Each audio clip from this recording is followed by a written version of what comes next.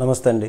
గతేడాది జరిగినటువంటి సార్వత్రిక ఎన్నికల్లో అధికార వైసీపీ ఘోరమైనటువంటి ఓటమిని చవిచూసింది. 151 స్థానాలుగా ఉన్నటువంటి వైసీపీ 11 స్థానాలకే పరిమితం అయిపోయింది.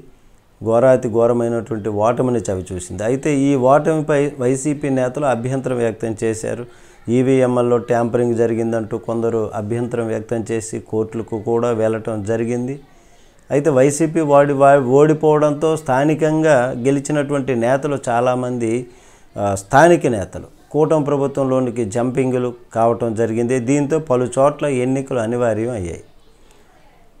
కడపతో పాటు తిరుపతి రూరల్, కాకినాడ రూరల్, పల్నాడు జిల్లా అచ్చంపేట, అలాగే సత్యసాయి జిల్లా రామగిరిలో జడ్పీ చైర్మన్, ఎంపీపీ, వైస్ ఎంపీపీలు, అలాగే ఉప సర్పంచ్ ఇలా పలు స్థానాలకు ఎన్నికలు జరిగాయి. అయితే ఈ సాధారణ ఎన్నికలకు ఏమాత్రము తీసిపోయినటువంటి విధంగా ఈ ఎన్నికలు జరిగాయని చెప్పొచ్చు. అధికార పక్షం ప్రతిపక్షం మధ్య అధికార పక్షం అనేకమైనటువంటి ప్రలోభాలకు భయాలకు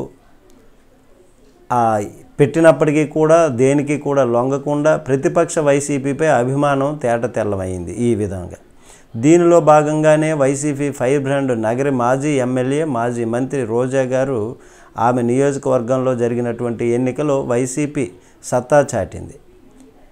విజయపురం మండలం వైస్ ఎంపీపీ స్థానానికి ఎన్నిక జరిగింది. అయితే ఈ ఎన్నికల్లో వైస్ ఎంపీపీ స్థానానికి జరిగినటువంటి ఎన్నికలో వైసీపీ అభ్యర్థి ఏకగ్రీవంగా విజయం సాధించారు. వైసీపీ అభ్యర్థి కన్నెమ్మ ఏకగ్రీవంగా ఎన్నికయ్యారు.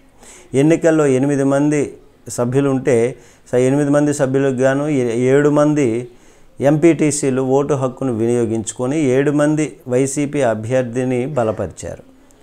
దీంతో ఎన్నిక ఏకగ్రీవమైంది. ఈ మేరకు రిటర్నింగ్ అధికారి కన్నెమ్మకు ధృవీకరణ పత్రాన్ని అందజేశారు.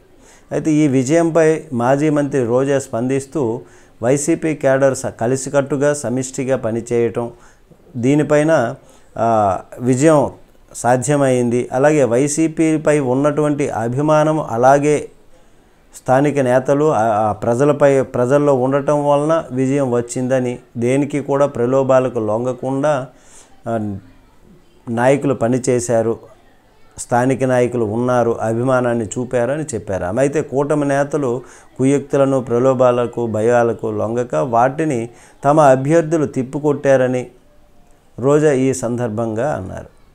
అయితే వైసీపీ నేత సోమిరెడ్డి మండలంలోని వైసీపీ ప్రతినిధులు, వారితో పాటుగా రోజా గారు, అలాగే నాయకులు, కార్యకర్తలు తదితరులు అందరూ కూడా ఎన్నికైనటువంటి కన్నెమ్మను సత్కరించి శుభాకాంక్షలు తెలియజేశారు. నమస్తే.